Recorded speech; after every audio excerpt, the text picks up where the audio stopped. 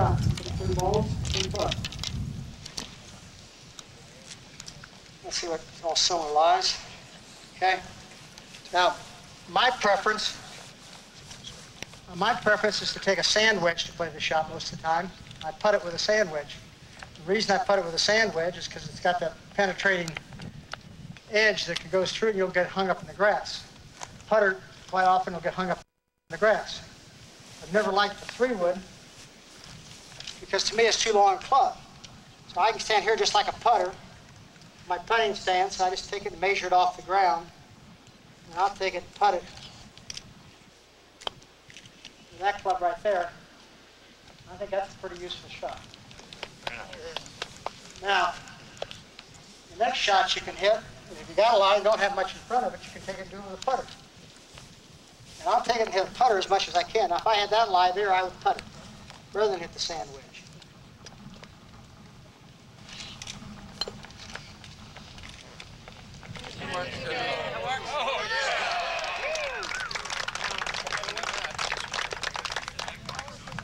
Now this one here I can hit with a sand wedge. I could probably try to putt it, or I could do this club. And I don't like this club. A lot of guys use this club, but I'm not very good at it because I can't get close enough to the ball to play it.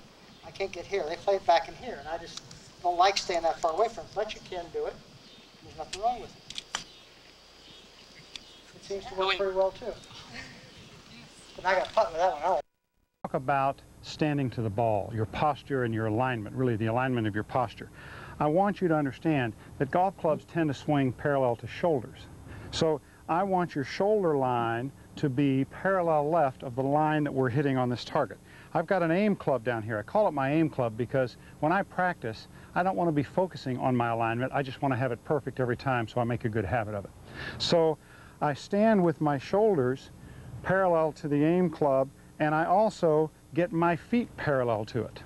Now, in terms of my stance, I want a slightly open stance here. That means my left foot is a little bit further from the ball, from the aim club than my right foot, but then I also flare it out. So it's looking actually quite open. It's much more open than it looks. It's barely open and my shoulders are square. Now I'm standing over the ball. I'm set up. The question is, how wide should I stand? Less than the width of your shoulders for this little pitch. We're only carrying this shot 10 yards. It's not a hard shot. It's a soft shot. So I want your stance less than the width of your shoulders. I want you to have a little bit of body motion on this shot. The grip, there's only one grip that won't work here, and that's the strong power grip. I don't want you coming into this shot and rotating and producing power. Leave that for the full swing. For the finesse swing, I want you to have your hands on the club in either what we call a neutral grip, which is about here and here, this V pointing to your right shoulder, this V pointing to your right shoulder, or you can have a weak grip. You can have that V straight up at your chin if you want, and you can have both hands on there fairly weak. You can still hit this shot. What you can't hit it with is a strong grip. The ball position, that's always a question. To make sure you understand how to get your ball position perfect, I want you to just back away from your ball a little bit, close your eyes, and make some swings. I want you to just swing until you have a friend watch your swing, watch where your club is hitting the grass. Now watch, I'm scuffing the grass here. Now, when you swing with your eyes closed, you don't manipulate the bottom of your arc. I want a natural swing arc here, so just take it and swing naturally until you scuff the grass, and you will tell for sure where you should have your ball position. It's simple, but if you put the ball in the wrong place, then you can't have a good swing. Now I want to talk about your swing mechanics, the swing motion that you make. You've got a choice here. From this setup position, you can either hit this shot with the muscles of your wrists and your hands and your arms, or you can use a swinging motion. The best players, the best pitchers, the best finesse players in the game use a swinging motion. The Tom Kites on the men's tour is the best I've seen. Cindy Rarick is probably as good as there is on the ladies' tour. They use a very smooth swinging motion. They don't cock their wrists and create extra power as they release the cock as they come into the shot. All they do is swing. It almost looks stiff-armed. I don't want you to think stiff because stiff means tight muscles. It's very relaxed. but it's extended. It's extended through. Watch my left arm. My left arm is not stiff, it's extended. As I come back here, I don't cock my wrist. That produces too much power for this shot. I just come back and extend through. Look at the extension of my arms here. That is a rhythm swing with full extension. If you want to see a really good one, just wait a few minutes. We're going to get Cindy on here and she's going to show you. Her swing is better than mine. It's as good as it gets as far as I can see. This is the 10 to 12 yard pitch. I'm in a flat lie. This is the easy shot. I've got my shoulders parallel to my target line. My stance is slightly open because I flared my toe out. The ball is in the proper position because I'm going to hit it before I hit the grass. I'm going to make good solid contact here. I've got a neutral grip, not strong, just neutral. I'm going to take a smooth rhythmic swing. I'm going to turn my body back and through, everything together, my lower and upper body, everything synchronized. It's just a swinging motion with no hit, no wrist cock. I don't need the power. It's a real simple shot. If you practice this very much, you'll get so that it's just automatic. It's real easy to do.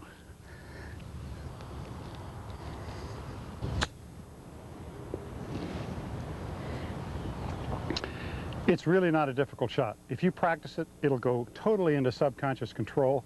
It's easy. It gets a little more difficult when things change and everything's not flat with a good lie around the green. Let me show you now what happens when you go onto an uphill lie. I'm now on an uphill lie. I've got my left foot above my right foot. I don't know how well you can see this on camera, but this is vertical. If I just let the club hang vertically, my left foot is above my right, and what I want to do to hit this shot, to make it as simple as I can make it, it's just a mild uphill slope. I want to tilt my shoulders so they're parallel to the slope I'm standing on, not parallel to horizontal. Every other shot I try to get my shoulders level. This I'm trying to tilt to the slope, so I'm going from here to here. Now, if I tilt my right side, my club is going to come in low. I don't want to hit behind this shot, so I'm going to move forward a little bit on the ball. I'm going to put it back in my stance a little so I don't hit behind it. Additionally, because this shot will now go higher because I'm tilting, I've still got the loft on my club, I want to get a club with slightly less loft on it. One club head less loft, and now make the same swing that I've been talking about all day. I want no wrists. I want a smooth rhythmic swing. It's going to be a little tougher to move my lower body because I've tilted my shoulders at an angle to it, but I'll try to do it for you here. It's not all that tough to do. I've basically still got the open stance. I'm going to hit a no-wrist shot. It's just a nice, smooth swing. It's really not that tough. Now, I want to show you one more thing. I don't have a steep upslope. I mean a severe, a side of a mountain or something. I don't have it right here on this green, but I've built one. I've got the ball sitting on a sandbag here. There's a little pebble under it to keep it from rolling down the hill. And I've got my left foot severely above my right. If I try to tilt my shoulders to this new slope, there's no way. If I make any kind of a swing at all, I'm going to fall back. I'm going to lose everything. So I've got a totally different shot from a severe uphill lie. I now want to go back to my vertical stance. I want to get my legs in a position so that I can have my body vertical. But I got to get that ball up, so I'm going to get the maximum loft club, change clubs again. I'll now have my maximum loft club and a vertical stance, and I have no follow through at all. I'm going to put that club into the ball and just let it stop. I'm going to be very careful to have a loose grip because I don't want to break any bones in my hand, but I've got to swing much harder, 50% harder than normal to get the ball to go this far. Now I'll try this one for you. Just imagine I'm on an incredible steep slope. I've got the ball a little bit back from the center of my stance again, and I'm trying to stand vertically and let the loft of this club take that ball up the slope.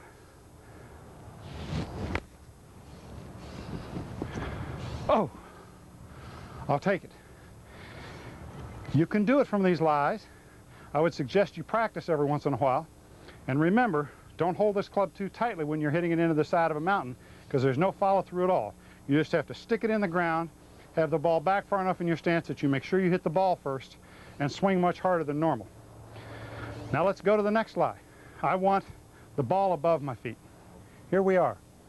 I've got the ball above my feet now. The ball must be 6, 8, 10 inches above my feet, and there's a major problem with this shot.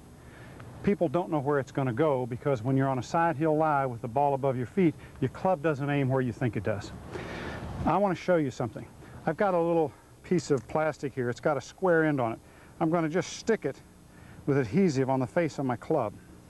I want you to look down the line now from this angle as I stand here with the bottom of the sole of my club horizontal. The club aims where I normally want it to. I'm trying to aim at that purple bag there. That's where it's going. But as I lower the shaft, in other words, as I sole the club on the slope of the hill, the little bar aims to the left. In fact, the lower I make the shaft go, the more left that bar goes. If you don't think that's where your ball's going to go, I want to show you something. I have here a little shaft with a grip cut off. It's kind of like T-ball. Now look, if I was going to address this shaft and try to hit the ball towards the purple target, I'd do this. But as I get away from it and I lower the shaft angle, look where that's aiming. Look where that face of this club, the loft, is aiming to the left. Now, I want to prove to you that's really what happens here. I'll just hit this shot. See it go left? That's going to happen every time to you if you have the club not soled horizontally. Now look, I want to show you the rest of this shot is fairly simple. I'm going to put the ball back a little in my stance just to make sure I hit it solid before I hit any grass. I'm not going to use any wrists. I'm going to use the same swing I've been talking about all day. But before you hit this shot, you've got to decide, do you want the club soled horizontally and therefore the ball's going to go where you aim it, or are you going to sole it on the surface because it's going to go left of where you aim it? Now I've set up this shot. I'm going to swing towards the purple bag. I'm going to sole my club on the surface of the ground, so it's going to go left of the purple bag, then it's going to hit the green and bounce left to the pin. Put the ball back in my stance, aim at the purple bag, knowing the ball's going to go a little left, and hit the shot. Okay. It's not a difficult shot. It's no more difficult than the level lie if you know and make your plan right. Always choose. Don't be surprised by where that ball goes. Know where you're aiming your swing and where the face of the club is aiming. Now I want to put the ball below my feet. It's an even tougher shot than this one. Okay, here we are now on the toughest shot of the 4 that we're going to work on today. I've got the ball below my feet. This is a really tough shot for me. I'm 6'5". I have a hard time getting down to the ball as soon as it goes below my feet. Now 3 or 4 inches is pretty significant, and this is a potential disaster shot. I want you to be very careful when you're in this position. There are a couple of things that can happen to you. If you try to get your body perpendicular to the surface so that you could swing exactly normally, you're going to tilt over. You're going to fall and you're going to shank this shot, especially if you've got your weight on your toes as you swing. Centrifugal force will pull you forward.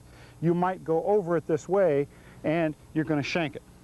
Now, to prevent that, a lot of people put their weight way back on their heels and they belly these shots. Really, really pretty tough. The third thing that can happen is, since the ground is sloping, the heel can hit the dirt first and close the face on you, and you can just smother it over to the left. To avoid any of these happening, what you've got to do, first, get the ball back a little in your stance so you hit the ball before you hit the ground. Then if the heel hits and the club closes, nothing really happens. So the ball's back a little bit in your stance. I want you to put the weight on the balls of your feet and really concentrate on your balance. Make sure that you are vertical. My body should be vertically over my feet so that when I swing, I don't fall off balance. As I do this now, the one thing I have to be careful of, I know the shot is going to come out a little bit hot. It's going to come out a little lower than normal. It's going to have no backspin because there's no way I can pinch this against the ground. There is minimum backspin on this shot, so you got to play it to roll a little further than normal. Now let me see if I can do one for you that's half decent here. I'm really concentrating on my weight. That's where most of my mind is right now. Always chip this. You'll see a lot of guys that'll putt it, but there's a vast amount of fringe there, you know, so you got probably, I don't know, you might be 50 feet from the hole. There's 25 feet of fringe and 25 feet of the hole. It's almost always better just use one surface if you can. If you can throw it all the way there, I like that myself. And I always do it with a sand wedge. Play every shot around the greens pretty much with the same club. And this is just like the last shot I played. You don't let that club face turn over. You're trying to square it up with the top half of your body and just hold the club face, you know, not let that club head pass like this.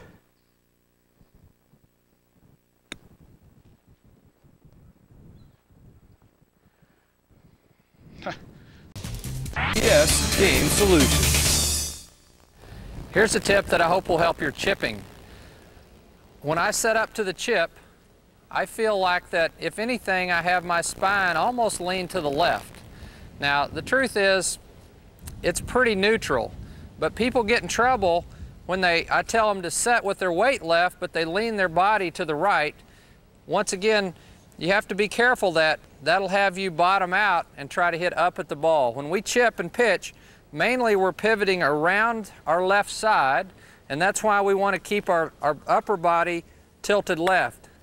That'll help our contact point stay the same as we descend into the ball. We talked a little bit about what you see most commonly as a fault in amateurs during pro-ams or in your teaching as well in putting. In my experience, in all the pro-ams I played in, and still get a chance to play in once in a while, the one thing that strikes me is how many amateurs try and pick the ball when they're chipping, and they don't do it with their full shots. Why is that so hard to grasp? I think it's instinctive. Yeah. And that's one of the things hard about golf is it's kind of a game of opposites too often.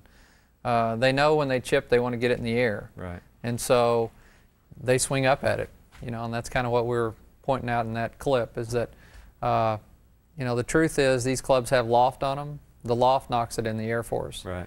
And so it's not us trying to scoop up at it, but our instincts kind of screams at us too loud sometimes. Now you worked with... One, he stood very close to the ball and he stood open. And so what happens is his swing was very outside the plane and shut. And so we backed him away from the ball and helped him understand that he needed to let his forearms swing the club head back what he felt like was inside, but truly it was on plane versus swinging back above the plane. When you're out or above the plane, to get it to go toward your target, it requires a scoop or an opening of the blade.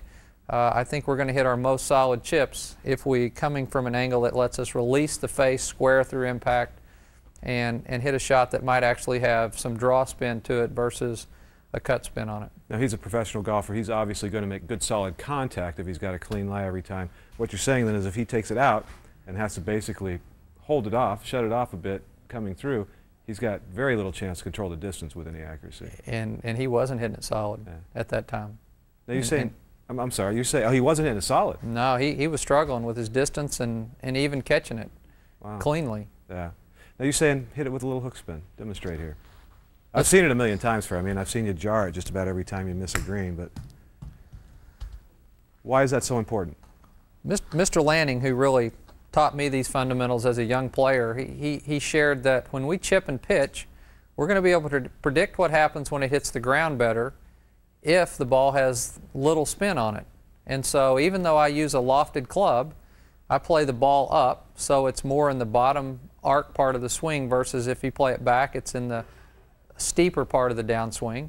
And as I release the club with my forearm rotation and a little bit of hip pivot, that lets the ball release almost with some draw spin. I'll say with truthfully just less backspin. Right. That has it hits the green and has a chance to release out. We can help you out. I certainly, I would say from 80 yards and in, I predominantly use my 58-degree club. Some people gap their club 60 degrees, 56. The lower handicapper is probably going to lean towards his most lofted club. If a guy's 12 or more, he may want to stick with his middle wedge, his 56. A key to picking a wedge and picking these shots for me is finding a wedge that does have some bounce on it. I think we'll touch on that maybe a little later, but as far as hitting these shots with that club and having control, once again, when I teach chipping and pitching, I prefer to have a lot of the momentum of the swing happen through lower body pivot, lower body rotation. The arms, they tend to lag. They have very little swing to them. And so I think the thing that's going to help Randy control this shot better is when he can let the club head set and then control the distance with his lower body pivot, not be swinging his arms at the ball as much. So it feels like there's very little actual swinging at the arms. There's a lot of rotation of the forearms, some rotation of the lower body, as well as of the whatever you said earlier, the sort of thoracic bone All thing. that. Yeah, exactly. All that. Acceleration has to be key in striking these shots clean. One of the things, too, that I see people, it's funny when I'm giving a lesson and, wow, it's just not quite coming together, and I'm trying to find that little thing that is blocking the learning to happen. It's often how the elbows work. Really? Particularly in the backswing, to let the club head swing back without a lot of grip swing, the right elbow folds. So you have forearm rotation, the right elbow softens, and I say it absorbs the swing. You do have a little bit of wrist hinge, but less than you think once you start to let your elbow hinge. I saw Bob Golby give a clinic here about a month ago, and I just wanted to yell at the folks listening to him because it was such a good tip. He was explaining to him on the follow-through how the left elbow folds on the follow-through and the forearm rotates. And so I've used that every day since, because in the backswing, the right elbow folds. You pivot your body, but you have to let your left elbow fold to release the club properly on this side. And when I have students grasp that feeling, the opposite would be getting their arms stuck out here someplace. It doesn't let the club swing around. It really frees them up. I noticed you as well, just like you had done a little earlier with your video vault lesson, leaning a little left on these shots as well. It's important. I'm speaking about swinging around. Mm-hmm. It's important that the around part happens really posted up on your left leg. There's no need. We're not looking for a lot of energy and not trying to hit it a far distance, so there's no real need for weight shift. And so I post up on the left. My upper body is pretty neutral, and I just turn right around my left leg. When you talk about the soft elbow, the soft right arm absorbing the swing and what it does in the backswing, how important of a role does a grip pressure play? Well, it's very important, and certainly the people that are struggling the most have the most tension involved. And sometimes it's hard to talk them, cause them to feel they don't need that much tension. My tension level's extremely low. When I'm chipping my best, the club's kind of swinging itself, and I'm letting my body just kind of guide it. And so the tension level, I tell people, you know, on a 1 to 10, I'm going to put you in the 3 range relative to your personality. Like, I think a 3 for Ben Crenshaw would be different than a 3 for Nick Price. Right. But they both need to kind of be on the bottom end, not on the top end. It takes a little courage to really let that club just kind of hang in your hands and swing, especially when you get under pressure, doesn't it? And I think our instincts, they know what's going on. Yeah. Even the average player. People that come to me that say they have the yips, you know, my explanation is your body knows that you're in a position likely to miss the ball. And so that's why your body yells at you and you yip at it.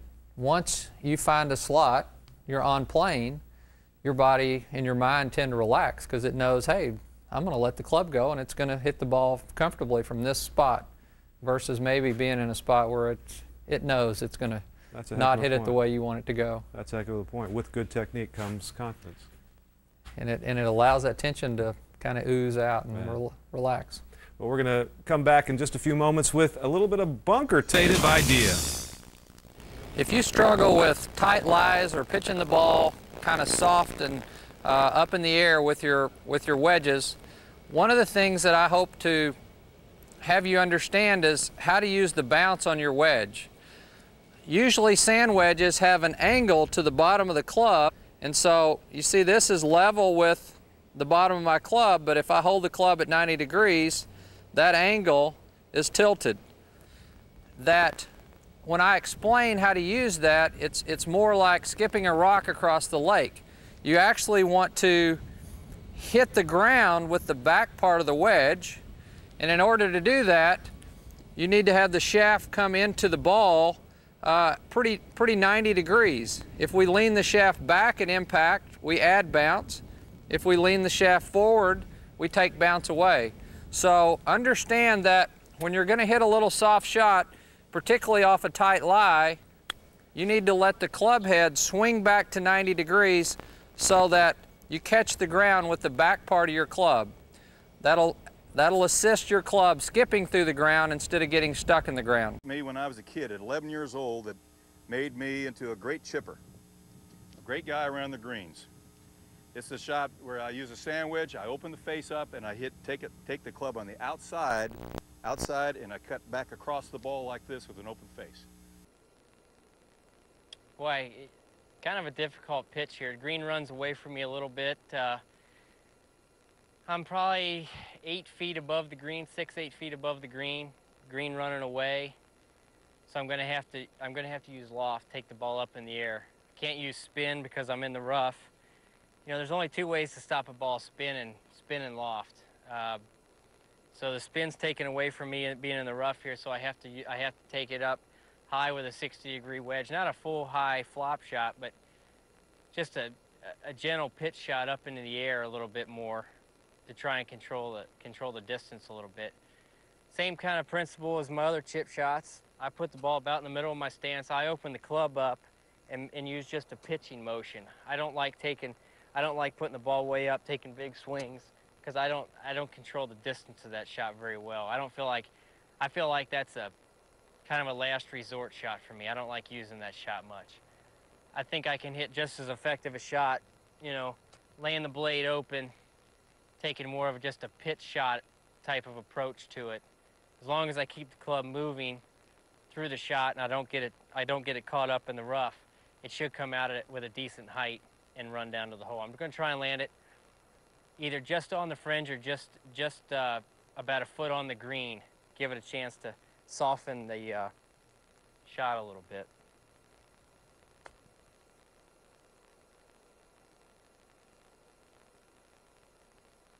I'd be thrilled with that. It came off perfectly. But the key there for me, and I think with all pitch shots, you have to keep the club moving through the ball. You cannot decelerate through the shot because you won't get a clean strike. I think as long as you're moving the club, you have a better chance of getting a clean strike. And it'll put a little spin on it. Even though you don't think you get much, you get just enough where you can, you know, help stop the ball. Excellent chance to eavesdrop on a very difficult green side shot. You know, I'm the one who hit it here. I'm the one who hit it over there. But you know, now I'm just trying to get it out and just kind of get it rolling, and obviously just trying to still keep it on the green. And you know, 5 is still in the picture is what I'm thinking here. So, you know, this is the same kind of technique as hitting a bunker shot. You kind of want to chop outside in and kind of hit down, and the key to this shot, I think, is to not follow through. Kind of just dead hand it and just kind of chop down and not follow through. So that's what I'm going to do here.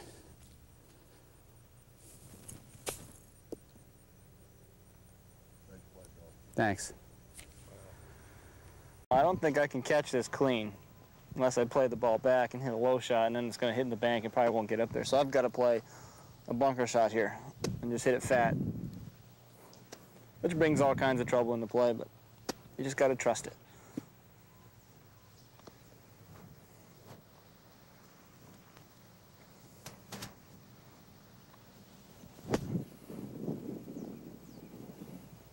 Well, those are the kind of lies you don't want to get.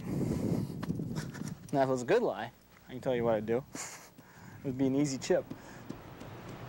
So it was too tight to do what you wanted to do? Yeah, it rolled into a hole, so when I sat the club behind the ball actually was lower than, the club head would just hit the middle of the ball, you know. It couldn't get under it. It would just be hit right in the belly into it. So you tried to blast.